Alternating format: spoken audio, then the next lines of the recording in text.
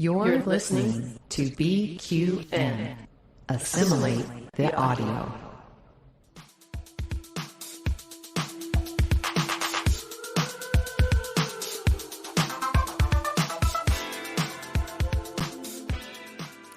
Welcome, listeners, to another episode of All Good Things, a Star Trek Universe podcast here on BQN and the Fandom Podcast Network.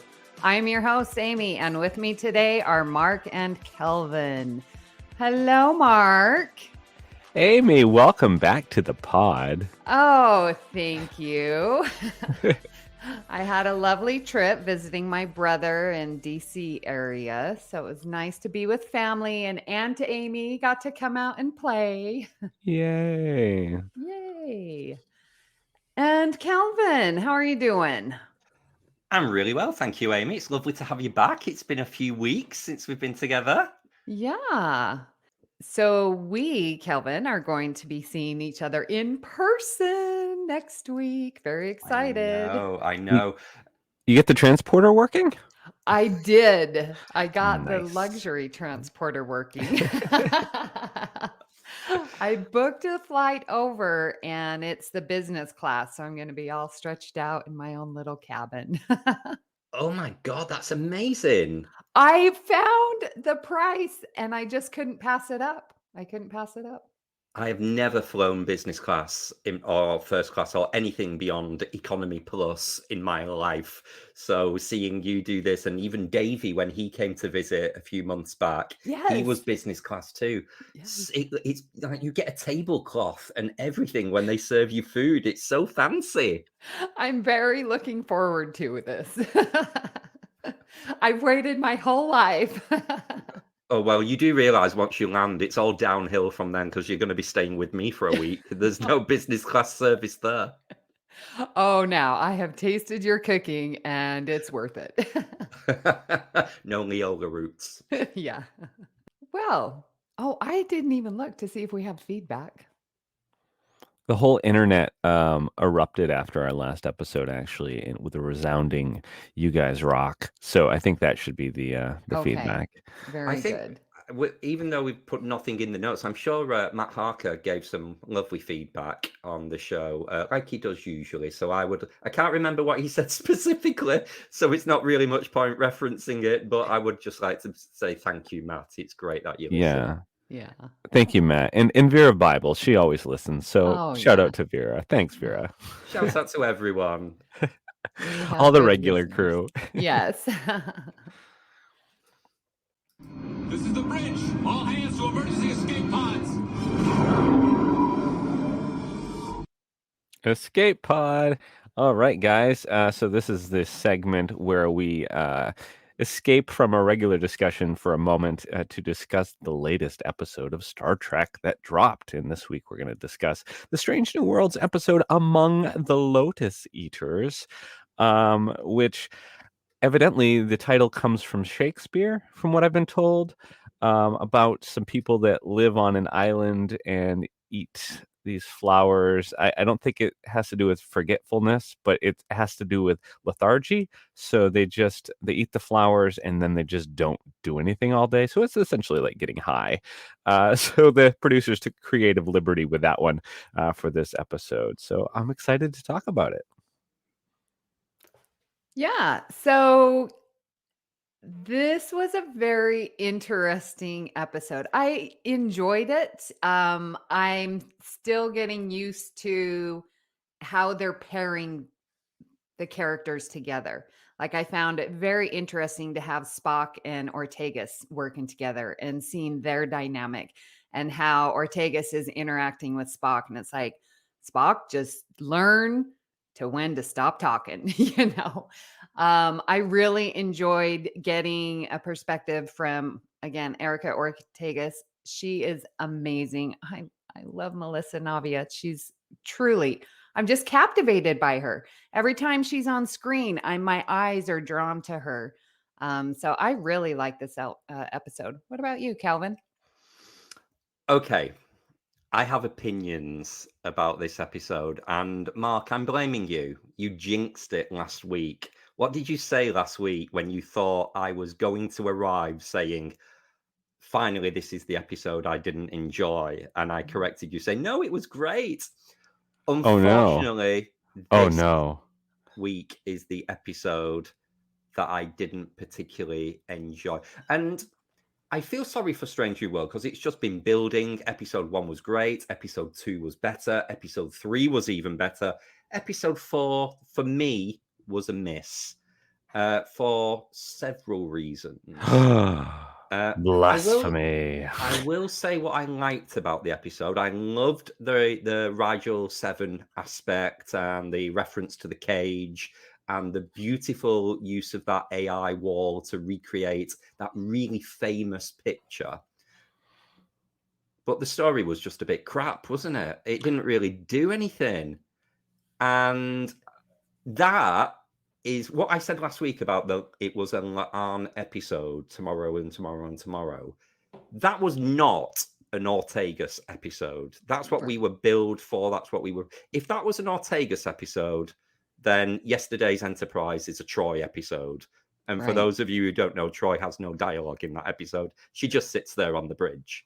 So I'm not happy that this was billed as her episode. I think she was shortchanged and done dirty. And yeah, I didn't like that one-dimensional, angry yeoman on the planet. What's his problem? Get over it. He's been stuck on the planet and his mind's gotten warped because of the radiation. He's protected. He's in the lead box. He's living like a king. Well, now he should be grateful.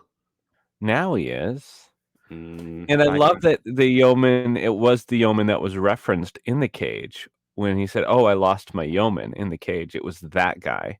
Yeah. Was it Jason? Might have been Jason. Zach. Yeah, something like that. But oh man, Kelvin. Not for me. What I will say, there was a bit of representation in this episode medically. So I suffer really badly with tinnitus, have done for years, and I put it down to years of working in hospitality in loud nightclubs and everything. So that kind of the ringing in your ears, that noise, I hear that exact same noise constantly at varying volumes depending on how bad it is, but it's like a constant companion. So for them to be referencing, I think it's tinnitus and things like that, I felt very seen.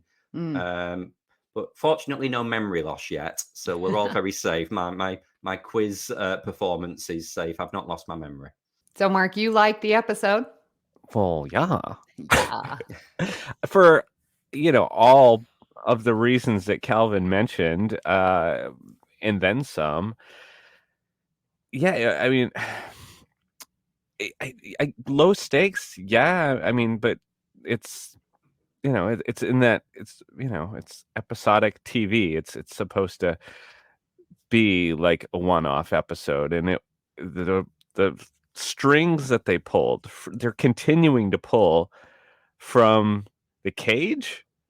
Like, I mean, I didn't think there was any more to mind from that episode, but then they gave us this, and I was like, well, first of all, when you see the trailer for this season and they showed the quick clips of this episode, I immediately knew it was going to be Rigel 7. I mean, when the people showed up in the furry costumes with the helmets and stuff, I was like, oh, that's Rigel 7.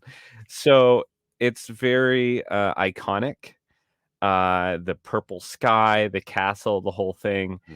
And it gives it a little bit more stakes. So when you watch the cage, you understand it, like, okay, like I get that there's these warlike people there. I get that there's like this castle thing. I don't know. It all kind of, I don't know. It makes it, it elevates it. Again, here's another example of them elevating something from TOS, elevating something from the cage, and making it somehow more important. So I love that about it.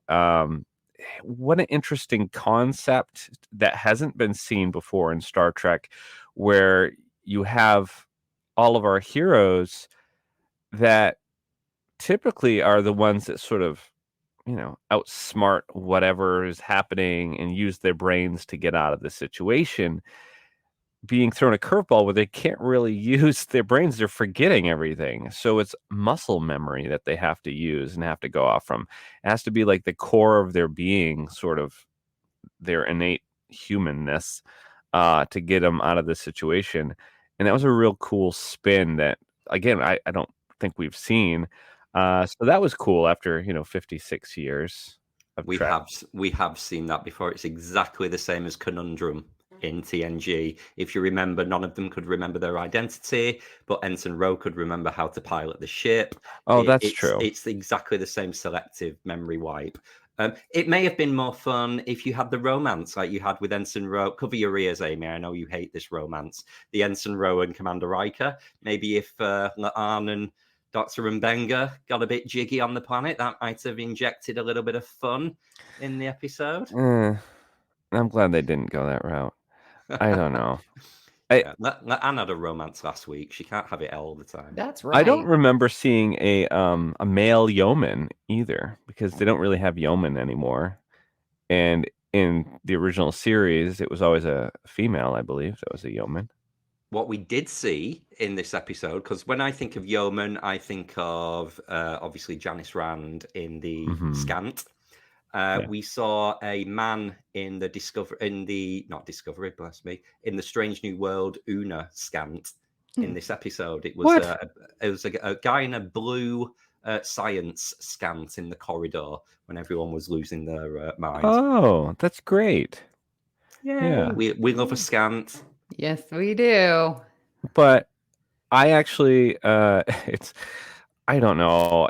So I've, as you guys know, like we're going to talk about it. Well, our listeners don't know, but we are going to talk about at some point the Ad Astra per Aspera episode of Strange New Worlds coming up, for a new series that we're going to do for Courtroom.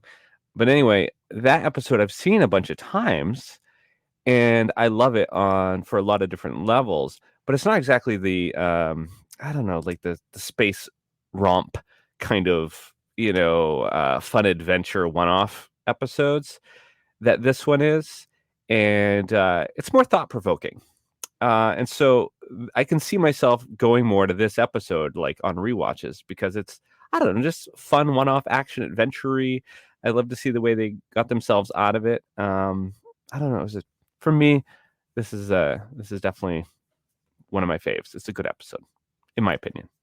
So Sorry, I didn't like it, talking Calvin. about the relationship romance, how are you feeling with Captain Pike and Captain Battelle?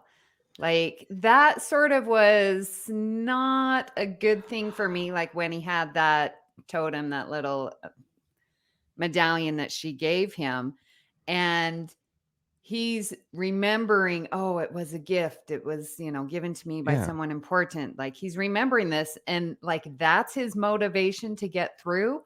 I'm sorry. It should have been his crew. That's where his love is, for his ship.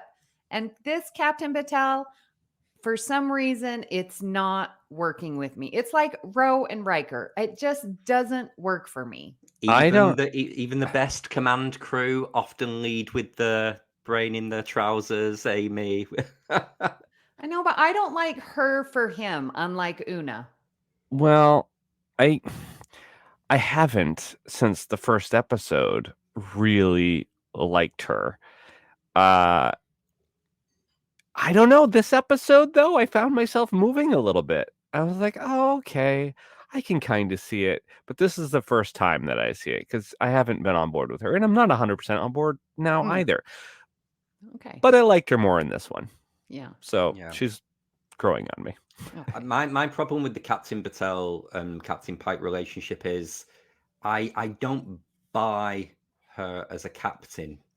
She doesn't seem very captain-like. Maybe that's so what it is. If she was more of a junior officer, I don't have a problem with the relationship, and I like the way Una called out Pike, saying, "Oh, it's getting serious. You're backing away." So deadpan. Oh, here we are again. You've done this before.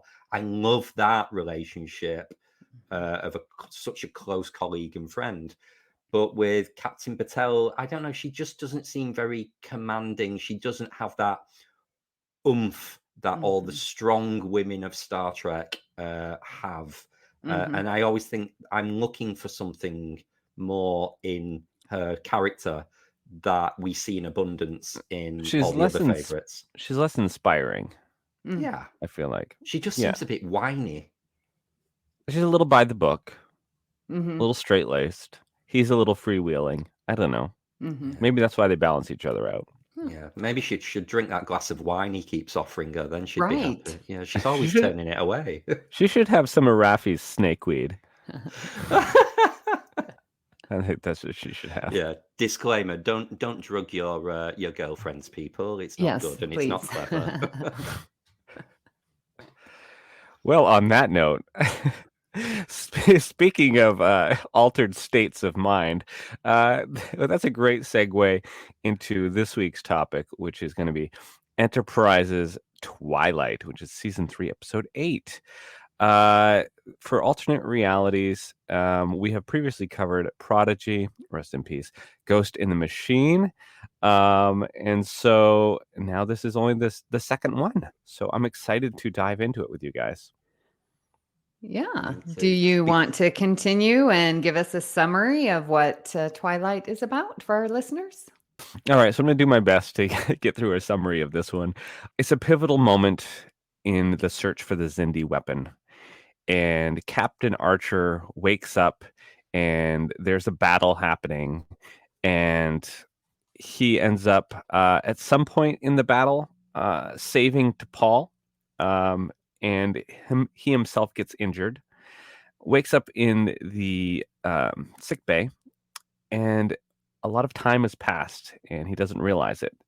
And come to find out, he has these microorganisms that they exist outside of regular space-time, and they are growing inside of his brain. And so he cannot formulate new memories. And so T'Pol, out of essentially guilt, dedicates herself to taking care of him through the years. What ends up happening to the rest of the crew? Well, they're unable to stop the Xindi from blowing up Earth, and the Xindi goes off and they blow up all the other planets where there are Earth settlements, and humanity is down to about 6,000 people.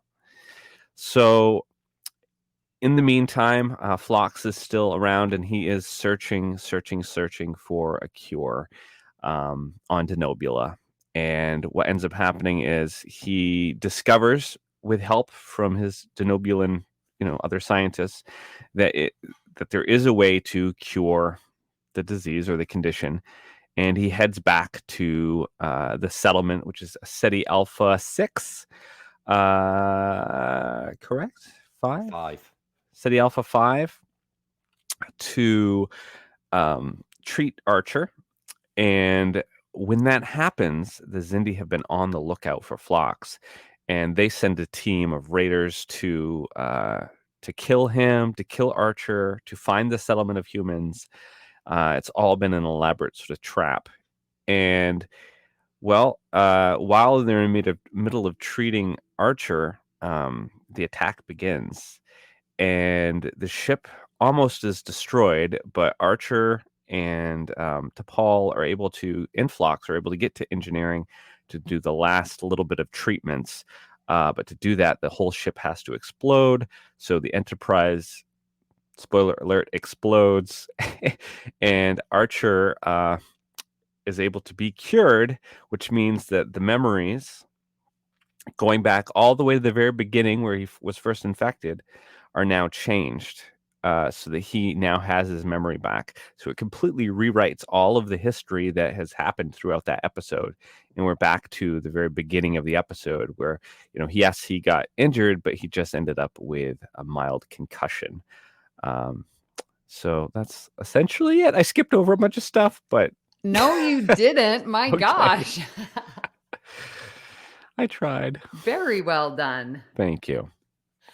Okay, you guys, this just is very odd timing that we are talking about Twilight, right? We just had a memory episode with Strange New Worlds, in Among the Lotus Eaters, and now we're watching this. And no joke, on my flight from DC to Las Vegas, I just randomly picked 50 First Dates. Lord. So I have been watching episodes and movies all about forgetting and this reset. And so I was watching Twilight. I'm like, oh my gosh, this is Adam Sandler and Drew Barrymore all over again. Aw. I love it when we get these coincidences. And we had the same last week as well, because we had a time travel Strange New Worlds and a time travel All Good That's Things right. episode about Deep Space Nine. So we've done it very coincidentally 2 weeks on the trot. Well, also last week, and this is not planned, listeners, but we covered Little Green Men about the Roswell incident. And then over on History with the Szilagys, they talked about the Roswell incident, which Yeah. we did not talk to Jason and Chrissy at all. They just sort of did it on their own, and it just lined up with our episode. So Yeah. What's definitely going check on that out. here? It was a good episode. Yeah. Are we on the holodeck? The computer and program? Yeah. It's a little too eerie. Kelvin. Can I point out as well with this kind of alternate reality that we're discussing today? I've been doing some reading over the week. So just to further a thought that I mentioned last week. So in last week's Strange New Worlds, they mentioned about pretty much the moving of when the eugenics war is. And I said, I don't really understand, because we've got World War III and we've got the eugenics war. And if they're pushing them closer together, you've got these two catastrophic events. Now, what I've actually read, and they confirmed it in dialogue from the very first episode of Strange New Worlds, that they're no longer separate events. The eugenics war is World War III.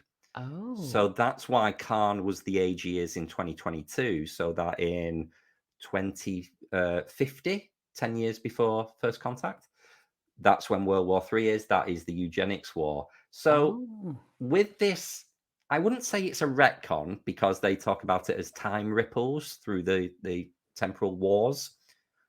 Are we in an alternate timeline? You know, how do we feel about it has altered our chronology of the future, this storytelling? So are we happy that this is all still as prime as it gets? That's always happened, though. It's the butterfly effect, right? So throughout Star Trek, TOS, TNG, Voyager for sure, like whenever they do anything with, time travel related, for the most part, they're able to bring things back, but you can't exactly line it up exactly. So there's always going to be these ripple effects, and it's always going to spur off these sort of new timelines, even if it's very, very close to the original timeline. So for me, it works. I'm thrilled with it, actually. I think it's great because it, like the producers said, this is something that it makes the future still something that, is in the future, and it's not in our past. Like, saying these wars and stuff happened in the 90s. It's like, well, it didn't actually. So it just keeps Star Trek in the future. So I'm happy with it.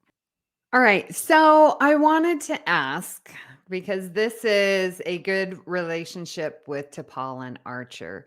And I was like, okay, how far did this relationship go?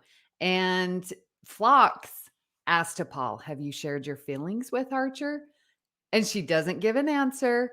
And Archer even asks after he's hearing the stories, like, well, how far has our relationship progressed? She didn't answer. She just said it's more. So, what is your headcanon? Are they together? What is this departure shipping? No, not for me. Really? I feel Enterprise took a U-turn around this point, because there was lots of kind of sprinkling suggestions in throughout season 1 and 2 that Archer is attracted to T'Pol, and maybe something could happen there. And it was just a little icky for me. And also as well, I'm coming at this as someone who loves Trip and T'Pol as a great Star Trek relationship. I love them. So a bit like, when anyone comes near Riker and Amy gets defensive, I'm very much on that hill. Okay.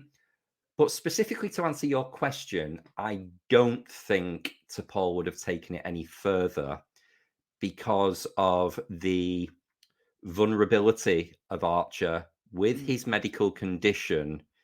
It's a little bit taking advantage if It's not logical. it's not logical, it's not ethical. Yeah.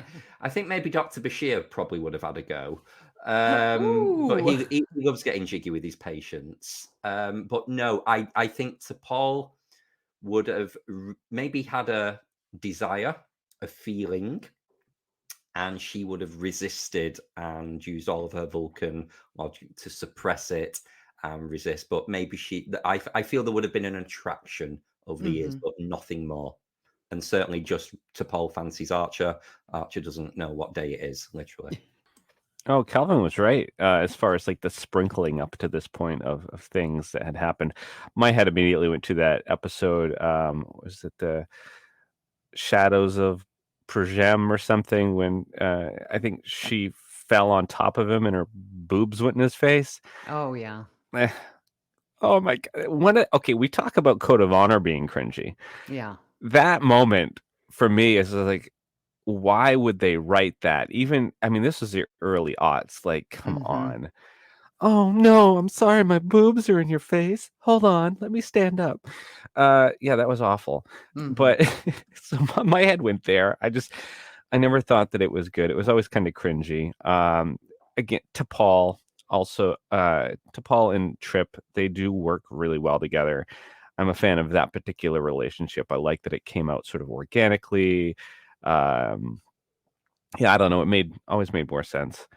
So that's a down for me with the two of them. But in this episode with the alternate reality, I could see them getting close. She took care of him for years. They opened up to each other, told each other, things. So for this one-off episode, I think it was really sweet. And I could have seen it in this weird alternate reality, but not in the prime timeline. Huh. Well, I will be the contrary voice to both of yours. I really wanted them to have this relationship because you're right. Season 1, I was like, oh, DePaul and Archer. And I'm glad they didn't go there in season 1. But now we're in season 3. They have this history and relationship. And I feel like it would be a very natural thing. And so in my headcanon, yeah, they are a relationship. And I am fine, like you said, Mark, if this just in the alternate reality that they did have that experience of a relationship, even if they don't remember it. So, yeah, not being able to create new memories. You guys, I cannot even imagine how you could live. And the fact that Archer is still trying to be captain, I mean, kudos to him. But what would you do? Like, literally, what would you do to keep yourself living? I feel this episode did a really good job of the sympathetic nature of dementia, let's face it.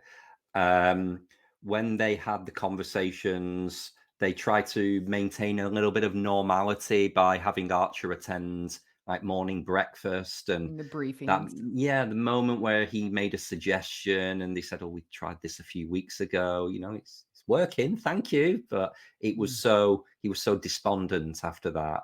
And then it progressed to, you just go and have a little chat with the school kids. They find it entertaining. So the loss of self must have been devastating for Archer.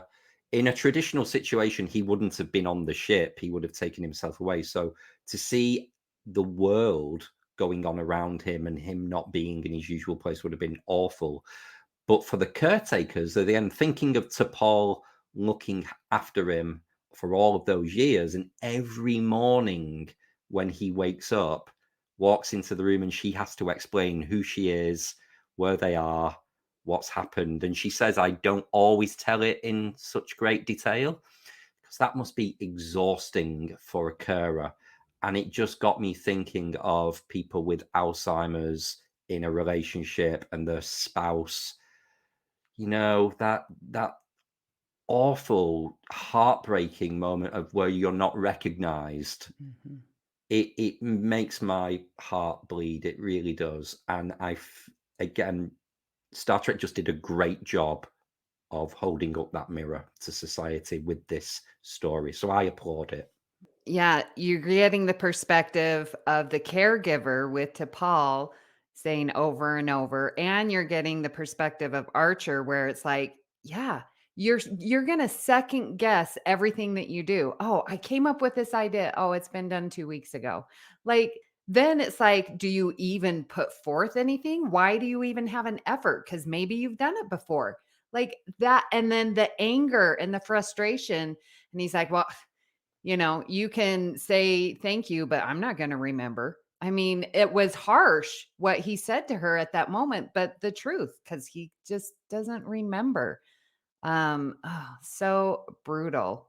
I liked the Margaret Mullen little thing they did. So they had how do I know this isn't a deception? How do I know you're not tricking me? So Archer's clearly told her a story. And he says, if I ever say that in the future, just say Margaret Mullen, which Yeah. got me thinking, what do we all have? Like, what would be your secret memory that you give to your caretaker to say, oh, actually, Okay, I do it trust is. you. Yes. Yeah. I think we'd have to think about that one. That's not really Ooh. something we could put out there.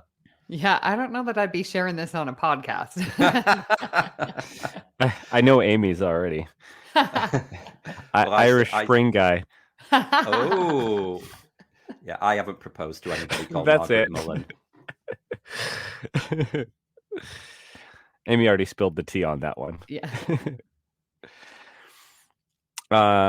So I thought about it from the perspective of, how disciplined the Vulcans are with their meditation practices and with logic and lack of emotions or suppressing of them. And so for her, I think it would have been an exercise, like a daily practice.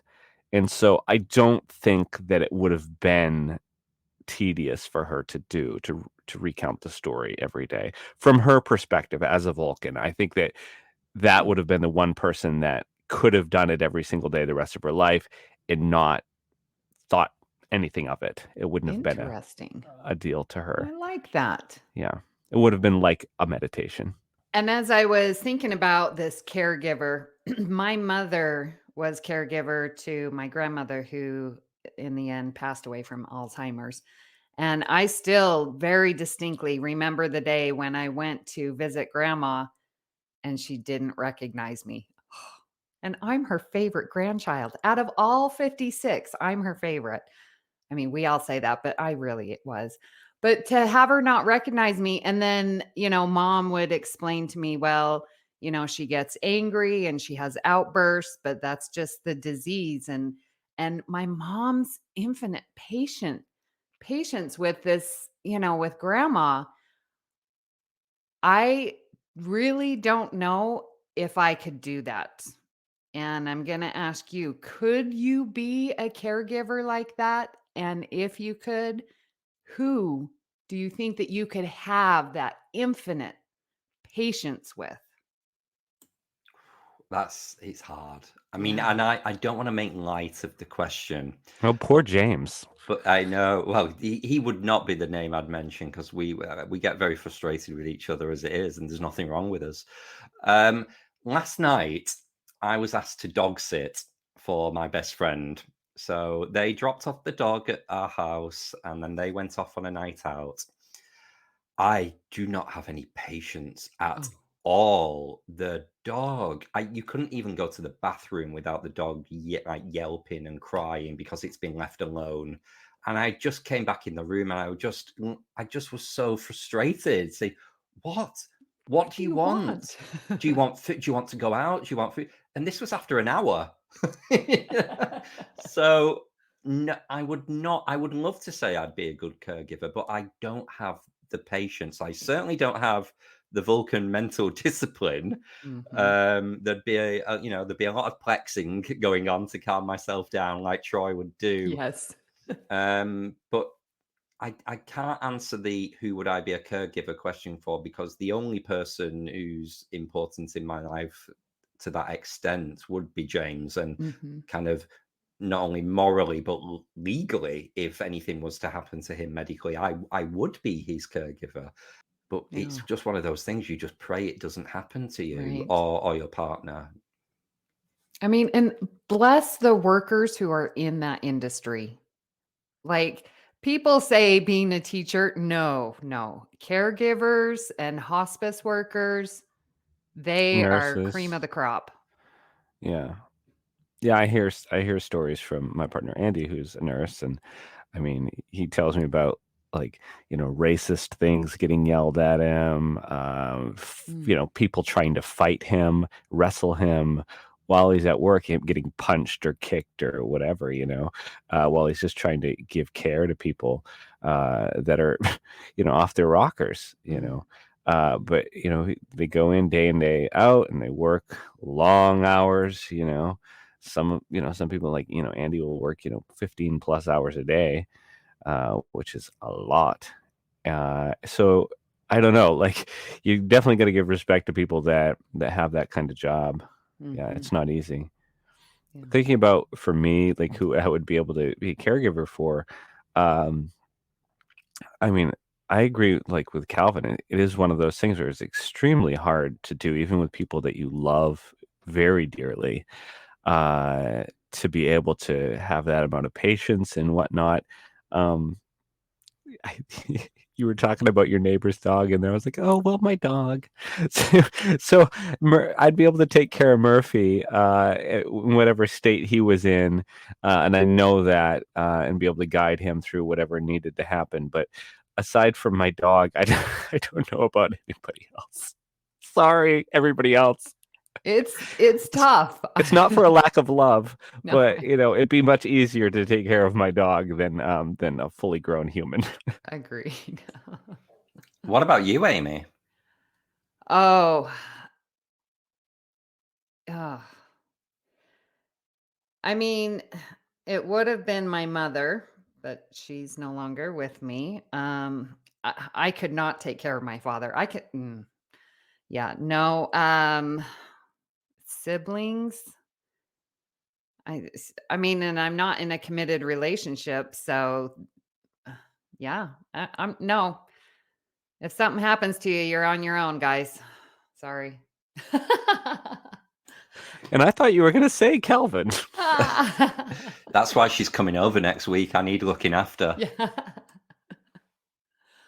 Well, hey, let's get to some assimilations and regenerations. Listeners, if you're not familiar, which you should be by now, assimilations are things that we enjoyed, liked about the episode. Regenerations are those that we're going to send back and we just didn't care for.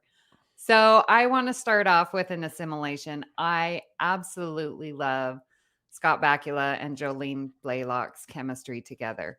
How they interact and respond off of each other is truly beautiful. And I love seeing Jolene in regular hair length. I just can't stand the wig that she wears as to Paul, but she looked gorgeous. Just love the chemistry of them together.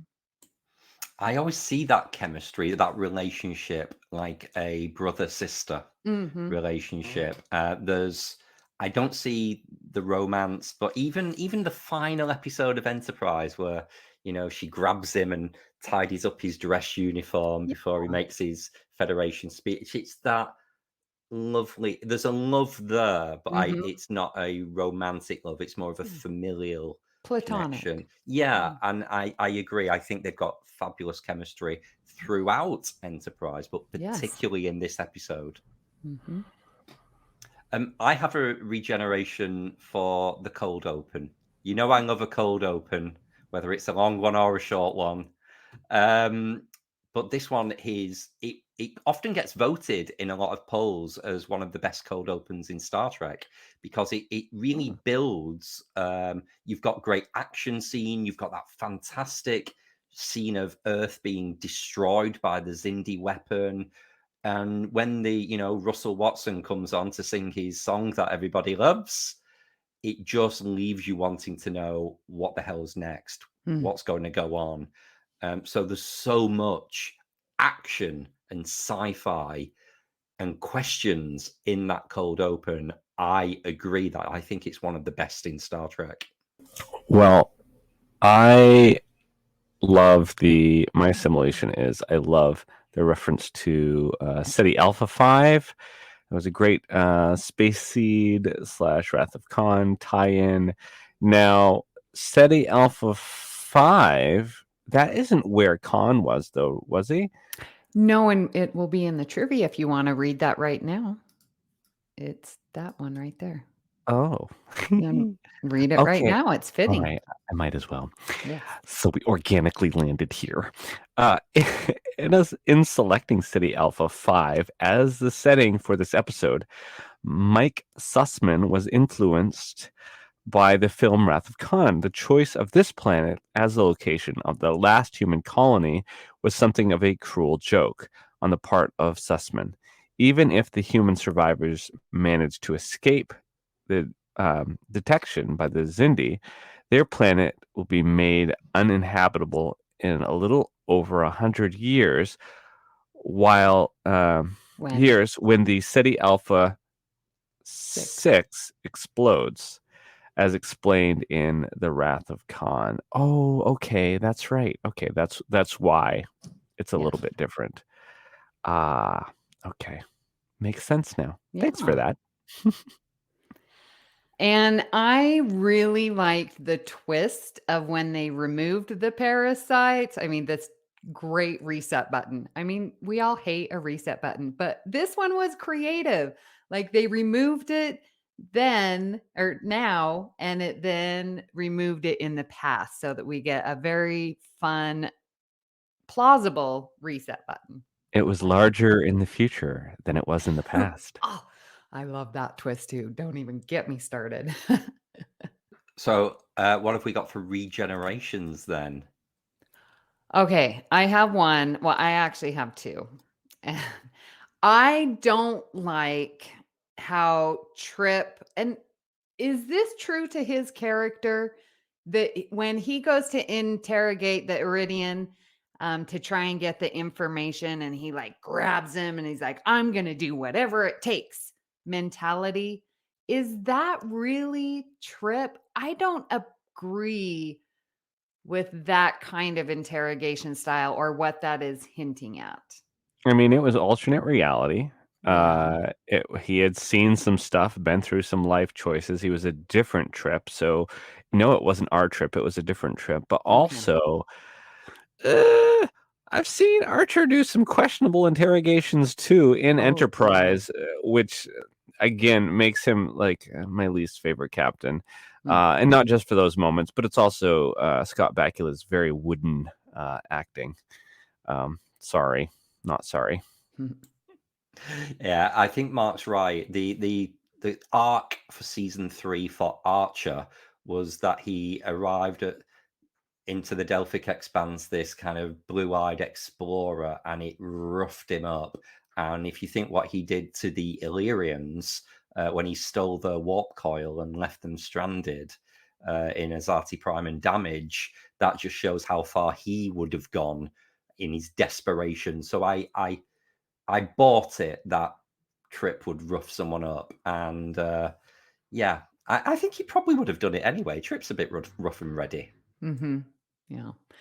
Okay. And then my second regeneration, huge eye roll, the very last, and Archer's trying to make in the engine room, right? In engineering, and they're trying to set off the subspace thing to kill the parasites, and it's going to destroy the Enterprise.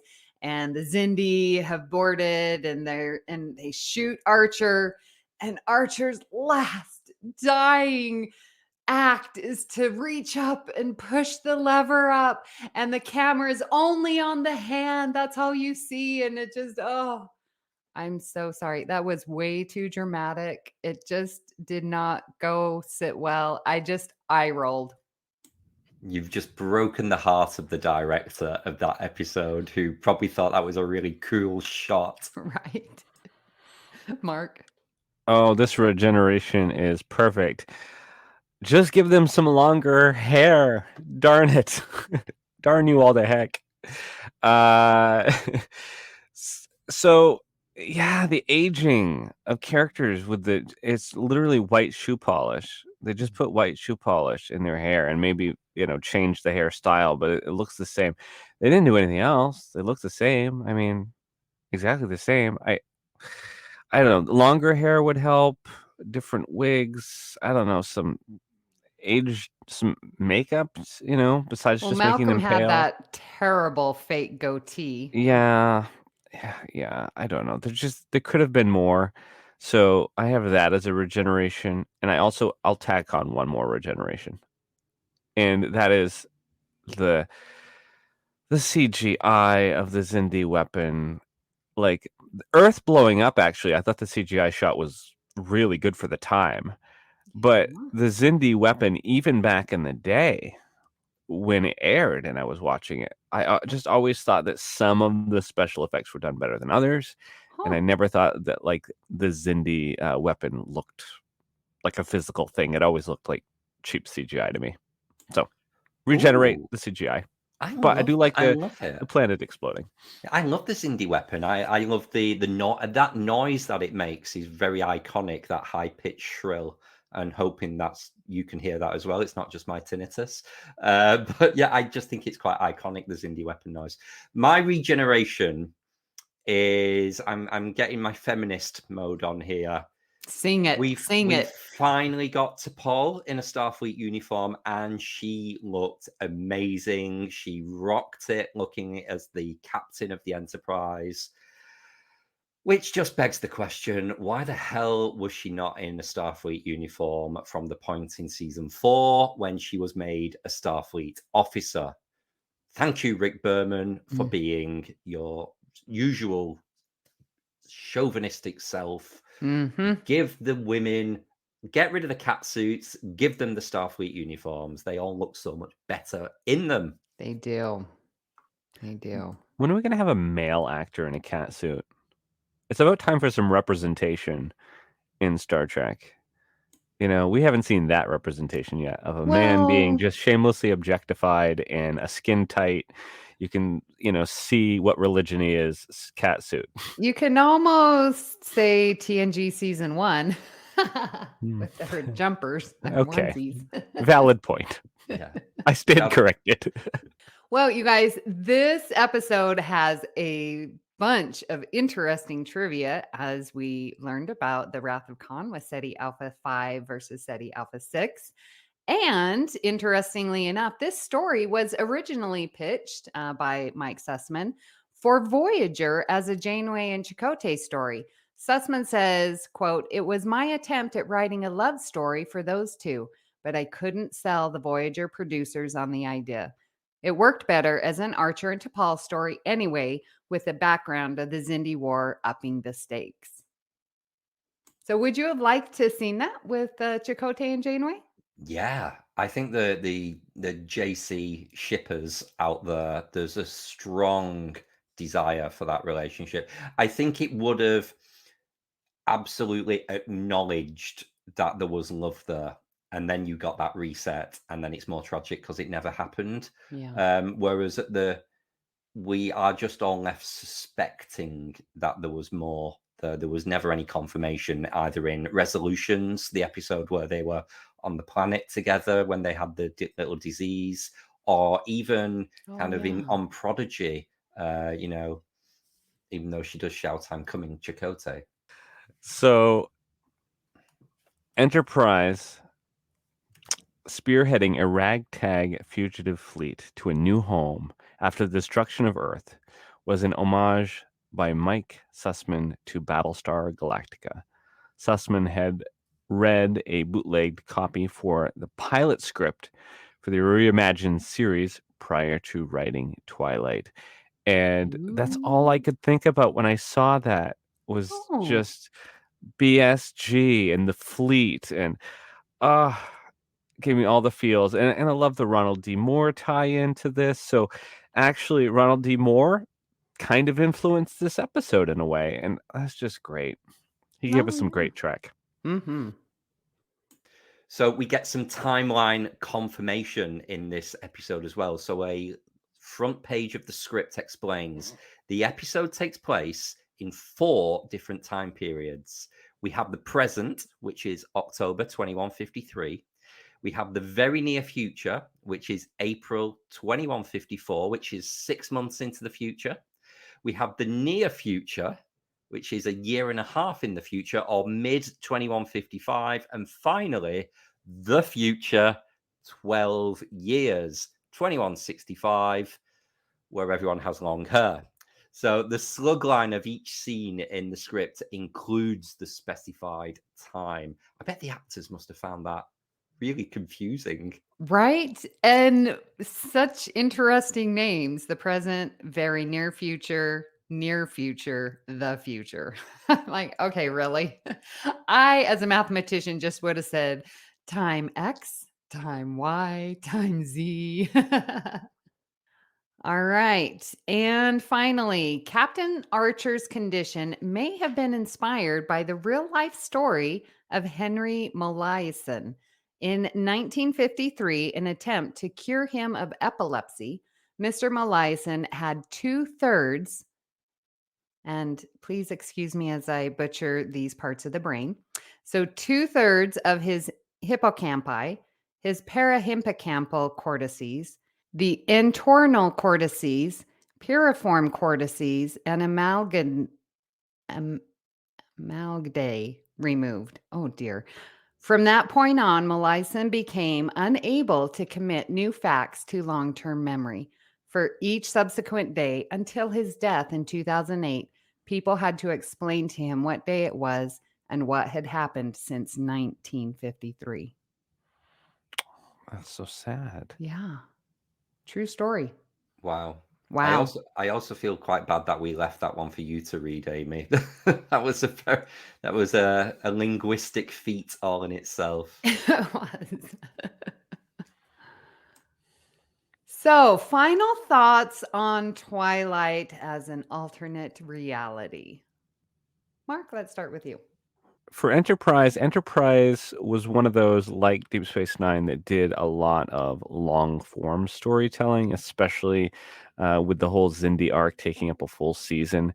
There's definitely less opportunities for one-off like episodes, but this particular episode sort of bridged the gap between both, right? It was part of the longer form storytelling of the Xindi arc, but here is this one-off episode that you could pop on and kind of know what's going on. You know, I feel like, it's a good one-off episode. I like that they tried something different here. It was a unique way to storytell, with having Archer not being able to formulate the new memories. I don't remember seeing that before. Seeing what would have happened in alternate reality if T'Pol was in command. I don't know. I thought it was fun and interesting, thought-provoking. It definitely started a good discussion for us. So I was really glad to cover it. I think there's something for everyone in this episode. You've got some really good character development, and you've got the pew pew pew of all the space battles. We've got the everybody loves a bit of an alternate reality in the future. It's great, and you know it is in my top 3 episodes of Enterprise. So you could say I love it in the present day. I will love it in the very near future. I will love it in the future. So it's staying on my rewatch list. And you're right, Mark. It's just because Enterprise is acknowledged to get really good season 3, season 4. It's a real good go-to rewatch episode in season 3 for the reasons you've just said. So maybe that's why I've seen it so many times, because it's not massively important in the whole arc of the Xindi storyline. The episode that followed this one was it Lone Star or whatever that happened right after? North Star. North Star, yeah. But that was another one where they just sort of, and that wasn't, I don't even think they discussed the Xindi in that one at all. It was just a really one-off. And ironically, I'd watched that one, like a week or two ago? I'd seen that episode. And so then when I was looking for this one to do the watch, I was like, hey, I had just watched that other Enterprise episode. Yeah, I agree with what both of you said. This is a great episode, and you're right. It does have everything. Yeah, those space battles and the special effects and the romance and the will they, won't they, and of course the time. I didn't get whiplash like I have with other shows where it's like, oh, now we're in the near future, the very near future. It seemed seamless as they were going through the story, and I was able to follow it completely. And again, I like that twist. It was lots of techno babble and just great. I really enjoyed Twilight. Well, Mark, what are we going to be talking about? I mean, you sort of teased it at the beginning, so tell our listeners again. If they suffer from short-term memory loss, there you go, and have forgotten already what we were talking about at the start, I will remind you that next week we are going to begin a new series, really inspired by this episode.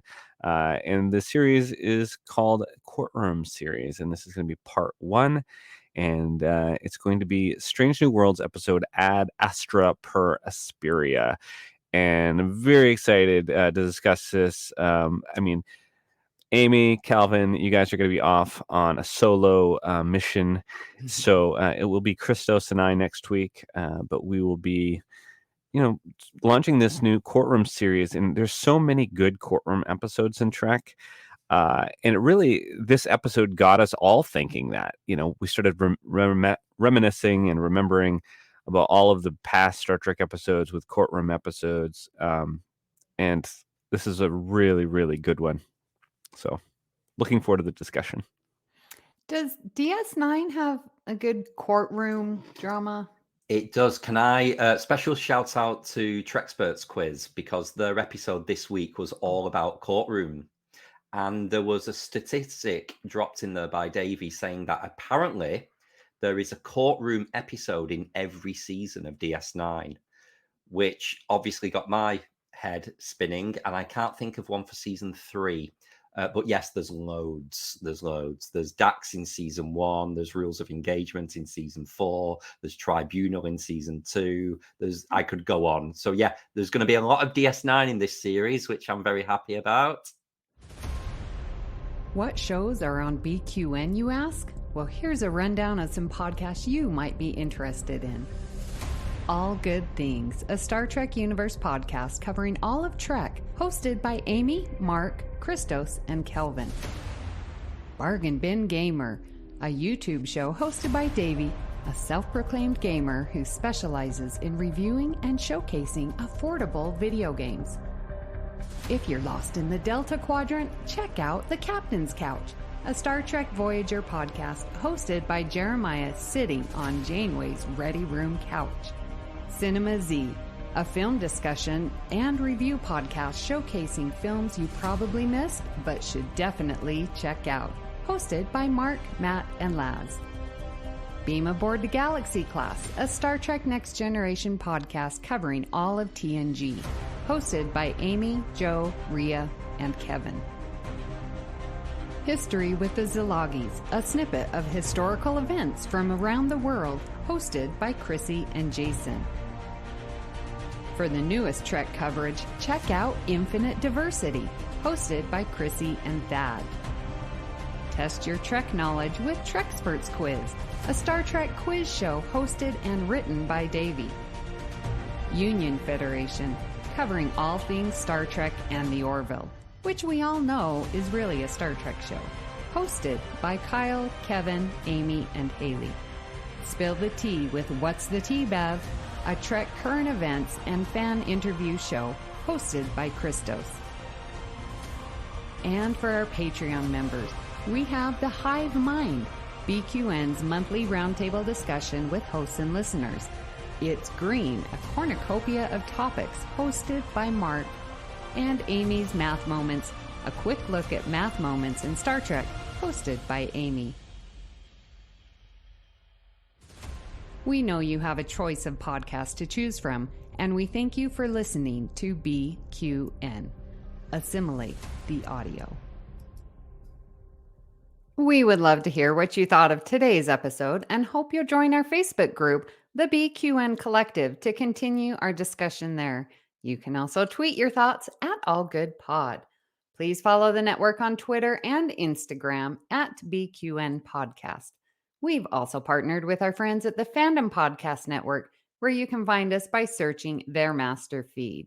So, Mark, where can people find you when you are graciously and tenderly caring for Murphy till his last days? Well, when I'm not doing that, people can find me in the BQN Collective Facebook page. They can find me, I guess, on Twitter at MarkWhite207. Hopefully I'm not there much longer. Anyway, and then you can also find me, if you become a patron of the network, on Patreon, where I host a show called It's Green.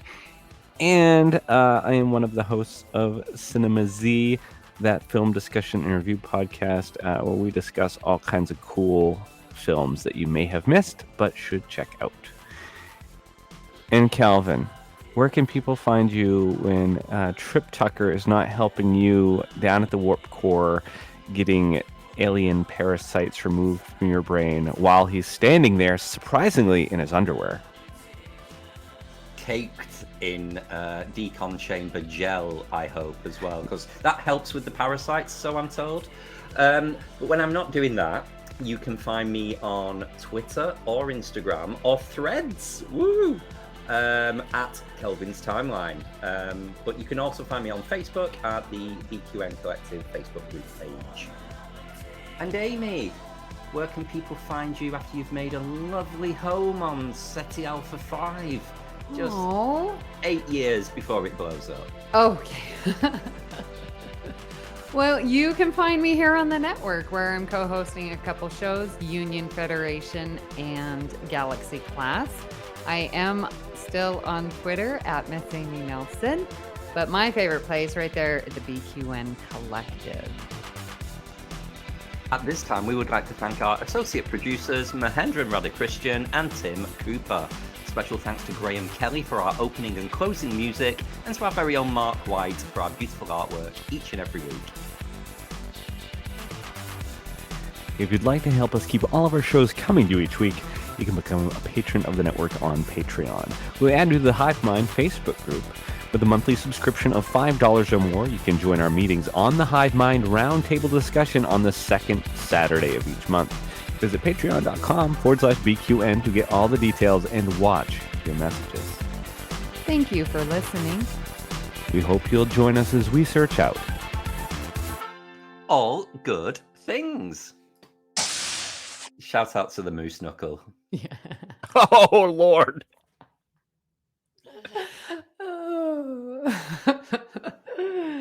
Oh, Steven.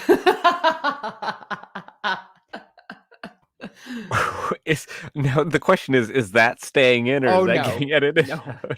I'm editing, so I know what I can say, because it will be gone.